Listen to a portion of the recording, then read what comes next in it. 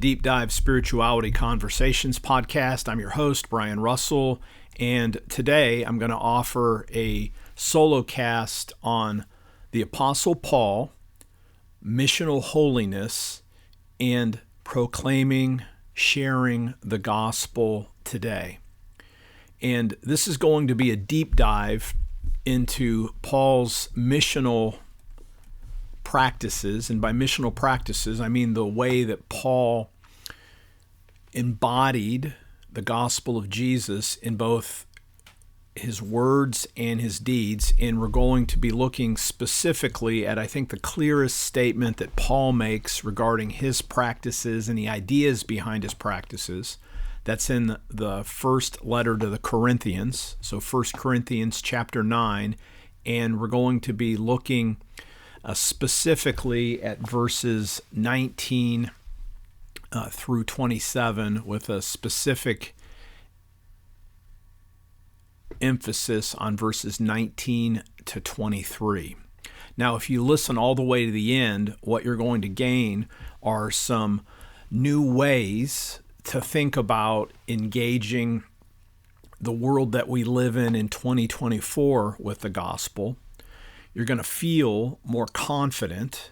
You're going to recognize that there isn't just a one-size-fits-all way of sharing the gospel, and that there's real freedom in that. And I'm going to challenge you to try to put some of these ideas into practice. And this episode is for all persons who are interested in mission. So that would include the pastors that are listening, but also the lay people, whether you're in lay leadership or not, because the gospel ultimately advances through the faithfulness of God's people, regardless of our vocation, because in essence, mission, sharing the good news of Jesus, isn't like a gift that only some people have. It's a value that we as Christians hold, and we do this following what hopefully the ways that Paul models this. And I want you to notice as you're listening the emphasis that Paul puts on personal holiness.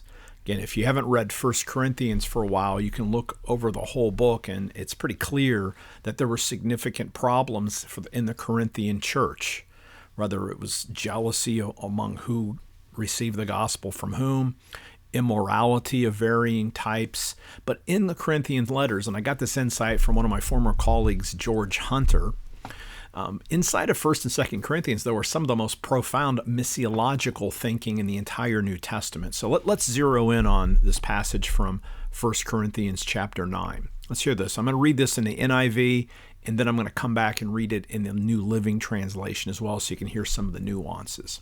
Verse 19, though I am free and belong to no man, I make myself a slave to everyone to win as many as possible. To the Jews, I became like a Jew to win the Jews. To those under the law, I became like one under the law, though I myself am not under the law, so as to win those under the law. To those not having the law, I became like one not having the law, though I am not free from God's law, but am under Christ's law, so as to win those not having the law. To the weak, I became weak to win the weak. I've become all things to all men, so that by all possible means I might save some. I do all this for the sake of the gospel, that I may share in its blessings. And just to point out the obvious, notice that verse 22 again. I've become all things to all people, so that by all possible means I might save some. So notice that all and then the some. That's a critical piece. So just get in your mind, why does Paul use all those alls and then he shifts to some? I think because that's a key part that we're going to look at. Let's just hear this for some nuance. Let's hear the NLT. Even though I'm a free man with no master, I've become a slave to all people to bring many to Christ. When I was with the Jews, I lived like a Jew to bring the Jews to Christ. When I was with those who follow the Jewish law, I too lived under that law, even though I am not subject to the law. I did this so I could bring to Christ those who are under the law. When I'm with the Gentiles who do not follow the Jewish law, I too live apart from the law, so I can bring them to Christ. But I do not ignore the law of God. I obey the law of Christ. When I'm with those who are weak, I share their weaknesses, for I want to bring the weak to Christ. Yes, I try to find common ground with everyone, doing everything I can to save some. I do everything to spread the good news and share in its blessing. The first thing that I want to say is notice Paul's work. And again, you can read the book of Acts. You can read the letters that Paul wrote himself or with the help of some of his friends. But Paul's entire work was mission-centered. It was gospel-centered. Paul was committed to getting the good news about the death of Christ and his resurrection out to the entire world. He has one goal. He desires to reach others with the gospel. And by reaching others, Paul is not content with simply presenting the gospel ideas to as many as possible. Of course, that's necessary to Paul's goal. He has to get the word out. Like in Matthew's gospel, Jesus talks about persistently sowing the seeds. But Paul's got a bigger goal in mind. What Paul is interested is not just in casting and sharing the gospel, but his goal is in winning others to the gospel. Or as he says, I've become all things to all people so that by all possible means I might save some. So that first takeaway that we want to make is it isn't just about going out and sharing the gospel. What Paul's getting at here in 1 Corinthians is intentionally sharing the gospel. Sharing the gospel in a way that when people hear the gospel, they actually hear the good news about Jesus in their language, within their culture, in a way that allows them to respond to Christ, not just to fit into some cookie cutter mold that we have. To state the absolute obvious, for example, obviously I'm a male. I'm in my 50s. I grew up in the Midwest. I'm a Methodist. I'm a white guy. I have certain political beliefs, all those things. But my goal, though, when I proclaim the gospel, isn't to turn everybody into an exact replica of me. When I share the gospel, at least the way I'm hearing Paul say this, Paul wants to save all cultures, all people, all ways of living, and he's committed to not forcing others to become something else as a precondition for hearing the good news. So he has a way of approaching Jews. He has a way of approaching people who practice the law. He has a way of approaching Gentiles. He has a way of approaching people who have real scruples, who are the weak. He has a way of approaching the strong. All things to all people, so that by all possible means I might save some. Now again, Paul's under no illusion that he can win everybody. In other words, save them. And again, of course, God is the one who saves. But what Paul's talking about is, literally, when we share the gospel with someone, we're like throwing them a life preserver. We're sharing the answer to the question that everybody's asking deep down on the inside.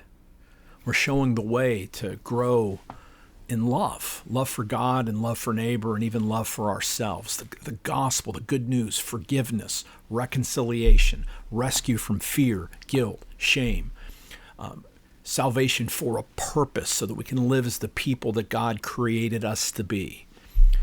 So it's a robust mission. It's a robust model. And so again, just notice how Paul explains that it's mission-centered life.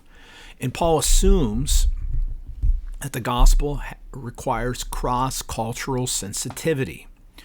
Much of our modern world is divided into little mini subgroups that don't want to talk to each other, that want to demonize each other. But when we recapture the power of the first century, we got to remember that Paul, the gospel starts, you can go back and listen to my Acts podcast from last week. The gospel literally starts with Jewish persons. And Jesus did minister outside, and you can go back and talk about that. But there's this ripple effect post-resurrection. It starts in Jerusalem, then it moves to Judea, Samaria, then it moves to the ends of the earth. And that involved then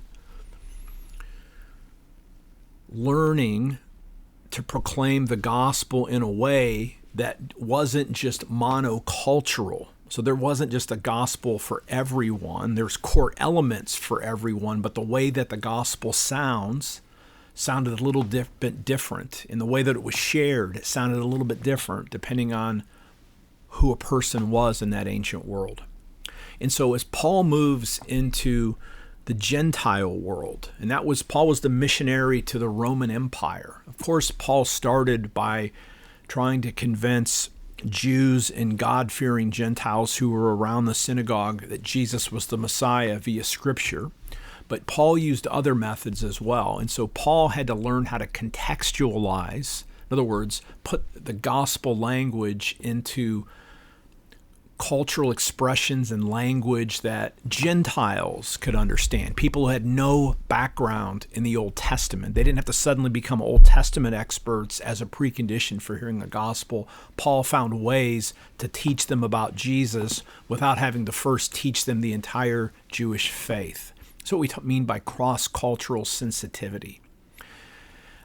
In fact, Paul recognized and argued. He was the one that argued that they didn't have to be circumcised. Gentiles didn't have to be circumcised, for example. He recognized that Gentiles didn't have to become Jews first in order to receive and hear the good news. And in fact, Paul argued stridently that living as a Gentile Christ follower was just as valid of an expression of the gospel as living as a Jewish Christ follower. The common denominator was the person of Jesus, the Messiah. Jesus' life, death, and resurrection. That transcends all cultural barriers. And so important, friends, as we think about engaging in again, depends where you live. I live in Orlando, Florida, so there's literally people from all over the world, all the religions.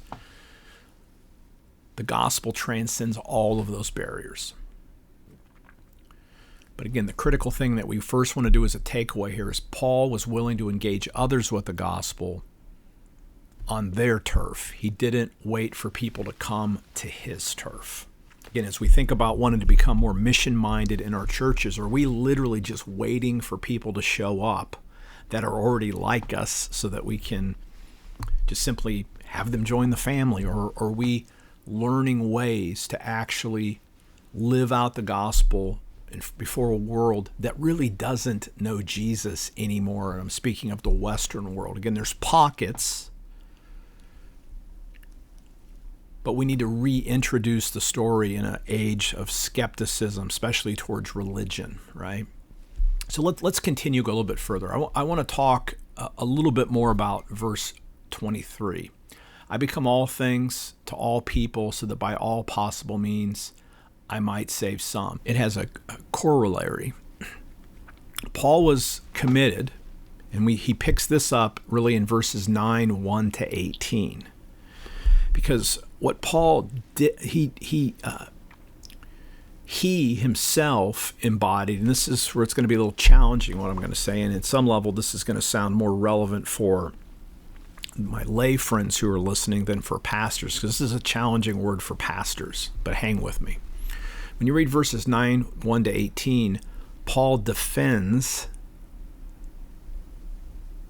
himself, his methods, and Paul was adamant that he was going to self-support in his missional activity. He never wanted money to come between him and ministry and mission. And funding remains a really sticky issue for today's missional leaders.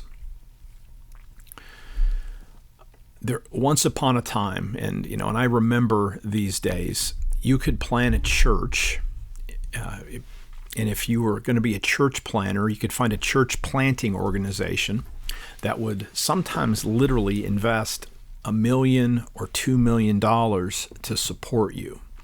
And what this looked like, and this was practiced in some context within, say, the United Methodist Church, which was the context that I was most familiar with. So you'd get this large grant of money up front. and you'd also, part of that gift is what you would get: a little bit of money for a staff, a 10-acre plot of land for future building, enough money to pay for rent, and a prominent location in the community. And those who are listening know those are oftentimes schools. So how many like brand new schools in suburban areas have a church, or even sometimes two churches meeting in there? That's kind of the classic church planning model, but it's extremely expensive. And also, of course, the funding would have to pay the pastor's salary. So literally, churches would get into a situation. This wasn't just a Methodist thing. This was true for Baptists and some of the parachurches. They'd invest $1 million, $2 million into a church plant. And notice the immense pressure then that immediately kicks in. If you're the pastor, if you're the church planner, your job is simply to gain enough of a critical mass that can actually give enough money so when the money drops off and ends, the church could self-support. Again, this is how all churches work. They require tithing and gifts, but notice the pressure. When there's pressure and it becomes a financial project, again, and there's no criticism. I've been a pastor. I've had to work with budgets. But notice the problem. You go from being, I'm trying to reach a huge swath of people, to I need to find the right people who can actually fund the project. So I only mention that is just notice that that's a struggle. And then existing churches have to continue to raise funds, and a lot of times the funding ends up being in reach, internally focused things instead of the riskier thing, which is to invest in outreach. Again, no criticism here, but I want us to hear the power of 1 Corinthians 9 again, right? And so Paul advocates in the beginning of chapter 9 and defends his practices. He was self-supporting, and he said his reward was that in preaching the gospel I may offer it free of charge, and so not misuse my rights as a preacher of a gospel. Now, Paul elsewhere defends the need for churches to support pastors. So this isn't a rant against that, but it's just to note that perhaps in the 21st century, some of us are going to have to recapture that bivocational vision that puts us in a position where we can ultimately value missional practices and the reaching of new people, regardless of how much they could contribute to the mission. And that we can put the emphasis on that. And sometimes that involves some self-support. I know in my church planning days, I was teaching at Asbury Seminary, as I still do, and that income allowed those of us who did the church plant to basically launch that church plant with zero money. And we were just sort of self-supporting. That took a lot of pressure off, again, the need to raise big budgets. It also just kind of made it fun because, sometimes if you have too much money, it takes the fun out of it, because ultimately there's no greater motivation than no other option. And when you're self-funded, there's a little bit more urgency sometimes. But notice also when you're bivocational, so Paul's a tent maker, so he's involved in business with people, and this is true for all my lay friends who are listening right now. Work in the marketplace puts you in regular contact with the very persons that you're seeking to reach. You learn to live out a missional lifestyle. Each business encounter becomes an opportunity to actually model Christ for others. And you can think of your job then as part of your mission field. Also, self-support adds credibility, because let's just face it, our world is sick of hucksters. And again, I don't believe churches are hucksters, so don't hear that. But when a bivocational pastor, a lay person who is modeling the way of Jesus, has a credibility that goes beyond what sometimes we as ordained pastors have, where people just assume that, on a cynical side, that we just want them to come to church so they can put money in the plate, right? So just notice how self-support can add credibility. Self-support also limits one's need, again, to immediately focus on attracting Christians with deep pockets. Self-support makes it possible to serve wherever the Spirit leads. I don't know how many pastors, students I've met over the years who just wish they could go out and start something new. Well, guess what? Any one of us can go and plant a church today as long as you're willing to self-support it or find a group of friends that can self-support, right? So just notice that. Because have you ever noticed, and this is, again, no criticism, most church plants today always seem to target affluent areas, except the ones that are launched by bivocational folks. There's no denying that suburbs, new housing developments, that those places don't need churches. But notice, when you don't need to raise a budget, you can go anywhere if you can generate your own support. And also, self-support takes the pressure off the missional worker, because then there's no timeline. Again, go back to my old example. There's a big investment, over $1 million. You got 5 years, literally, to raise enough support to be able to be self-sustaining without any more gifts from the denomination or the church planting group. And here's the irony: a lot of those churches actually ended up with around 100 people in them. But guess what? They were failures because there wasn't enough giving units to sustain the project. And how could we ever say a church with 100 people is a failure? Self-support, bivocational, just takes that all away. So, but there's also challenges here, right? And let's just name those. If we're going to do it this way, how do we get training to people, right? We need to learn how to equip tent makers with the best that theological education has to offer, the best insights, the best practical things. That's one of the reasons I run this YouTube channel and this podcast.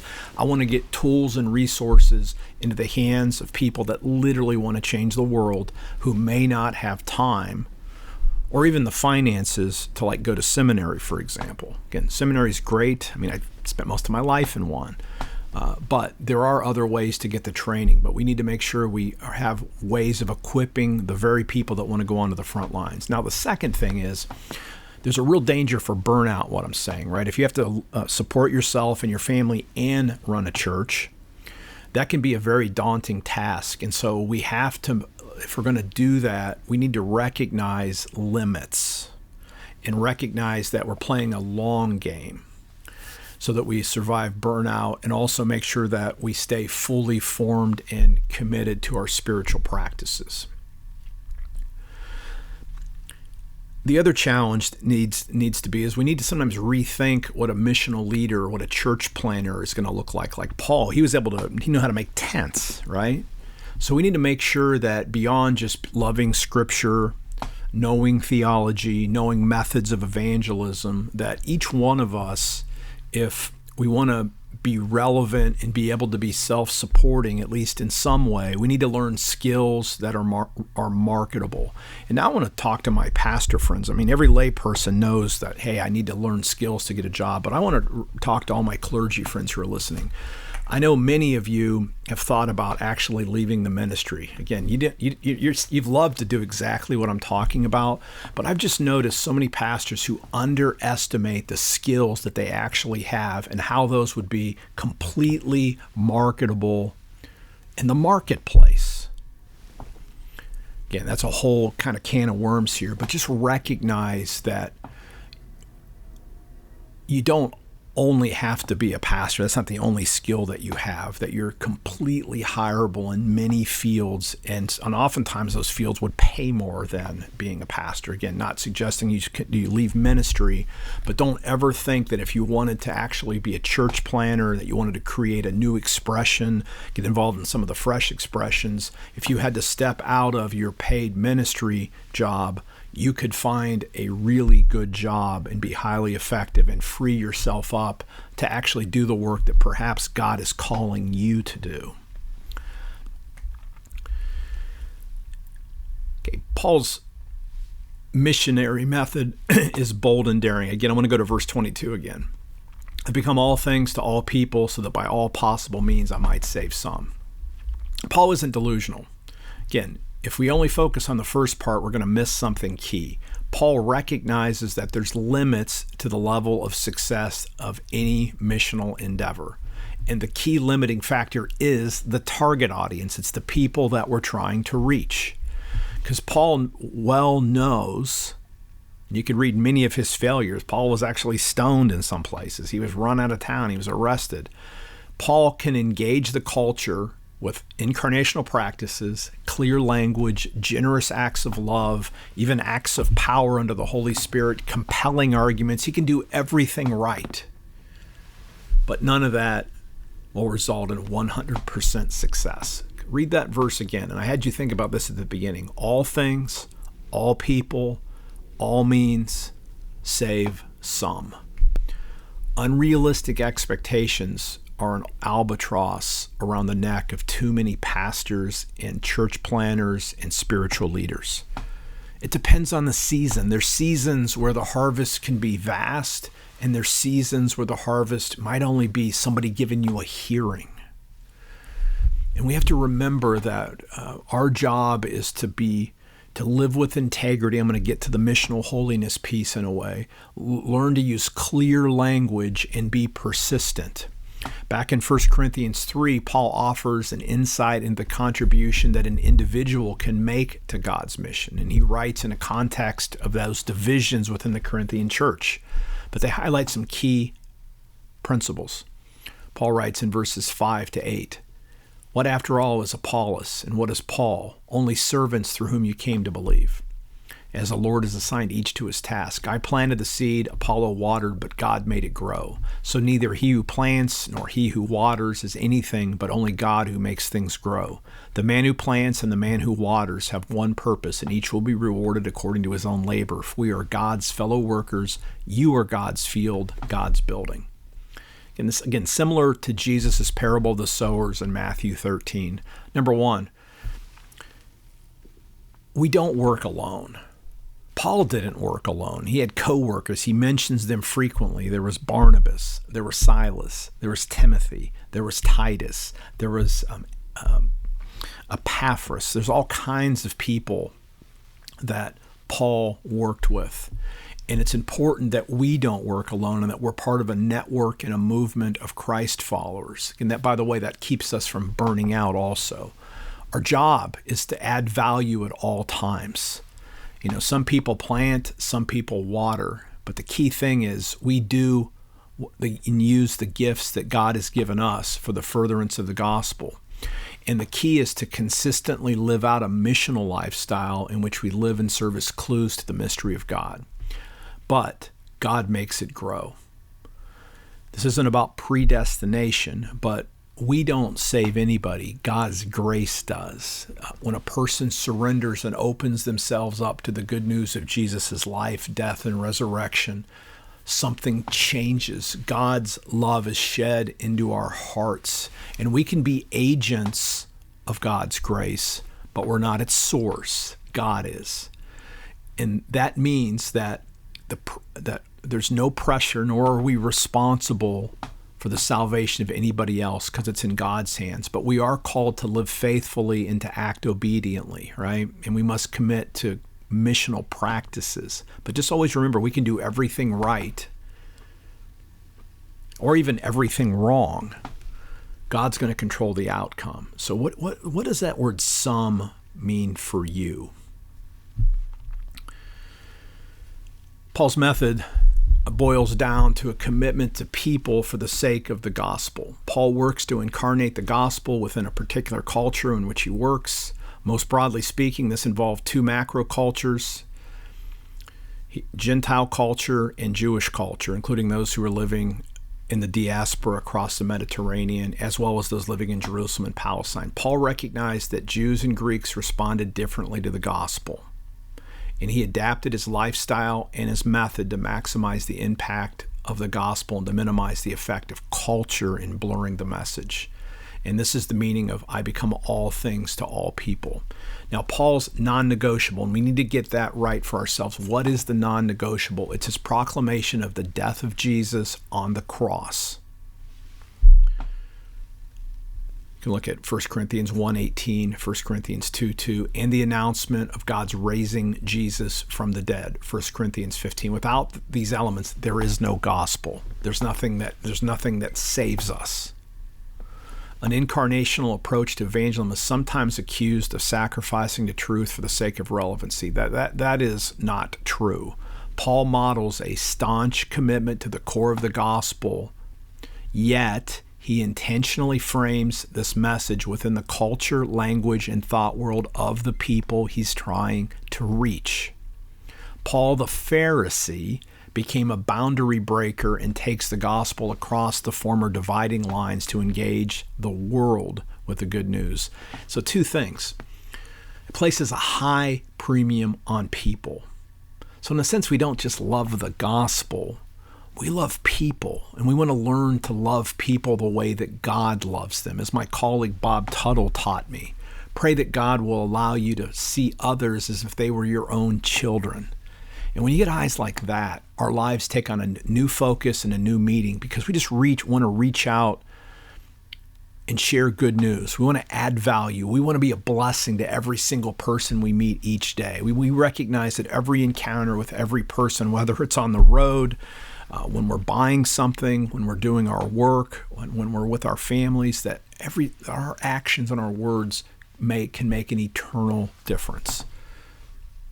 Again, know the non-negotiables. We need to practice a generous orthodoxy, right? That's around the classical Christian consensus. And if you study church history, most things were decided in, say, the first 5 centuries. So that's what we need to base orthodoxy on, the things that everybody around the world in the early church believed, because our world hasn't changed radically. We're still the same people. But we still need to learn to separate foundational beliefs from culturally embedded expressions. Now let me mention and end with a word about holiness. I love the phrase missional holiness. And so this is a reflection that goes a little bit further, and now we're going to move past verses 24 to 27. Listen to what Paul goes on to say. He's defended that he wants to preach the gospel free of charge. He wants to be all things to all people, so that by all possible means I might save some, he says. And then he writes this in 1 Corinthians 24. Do you not know that in a race all the runners run, but only one gets the prize? Run in such a way as to get the prize. Everyone who competes in games goes into strict training. They do it to get a crown that will not last, but we do it to get a crown that will last forever. Therefore, I do not run like a man running aimlessly. I do not fight like a man beating the air. No, I beat my body and make it my slave, so that after I have preached to others, I myself will not be disqualified for the prize.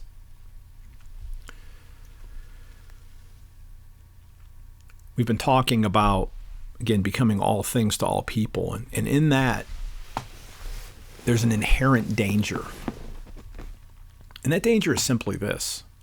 When we are brave and have the courage to take the gospel into the darkest places on earth, there's a danger. We can either become a candle that lights the darkness, or our candle can be snuffed out. And the danger is the possibility of our actual own conversion to the people that we're actually trying to reach with the gospel. And we all know this deep down, that the falling away from the faith is real.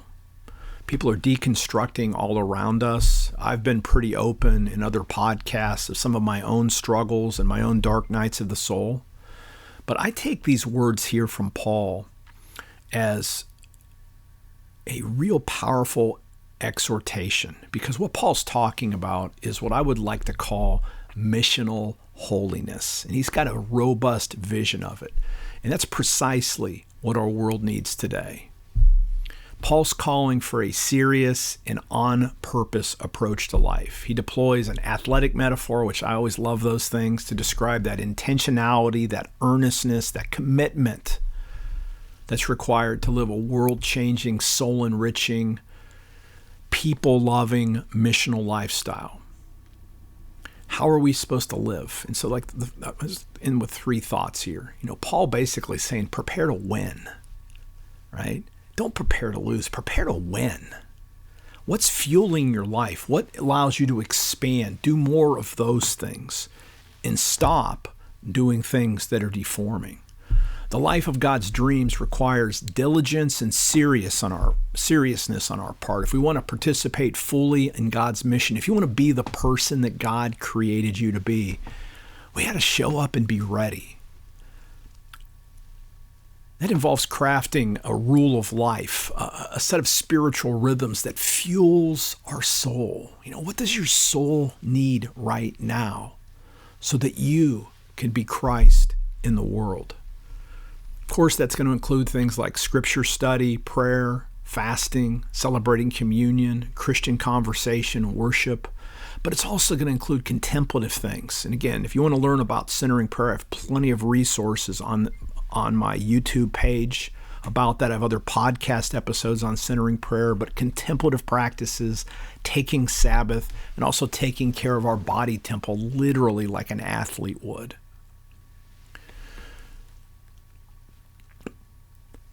But those things aren't just an end. Those are the means to living the life that God created us to be. That's what it means to be like an athlete that's running to win. So as an athlete prepares for an event, so we prepare to live as God's people in the world. And then run on purpose. When you're an athlete, you train for the sport that you're playing. And you bring focus and discipline to it. And like an athlete, we're called to run our race with purpose and intentionality. And then understand the stakes.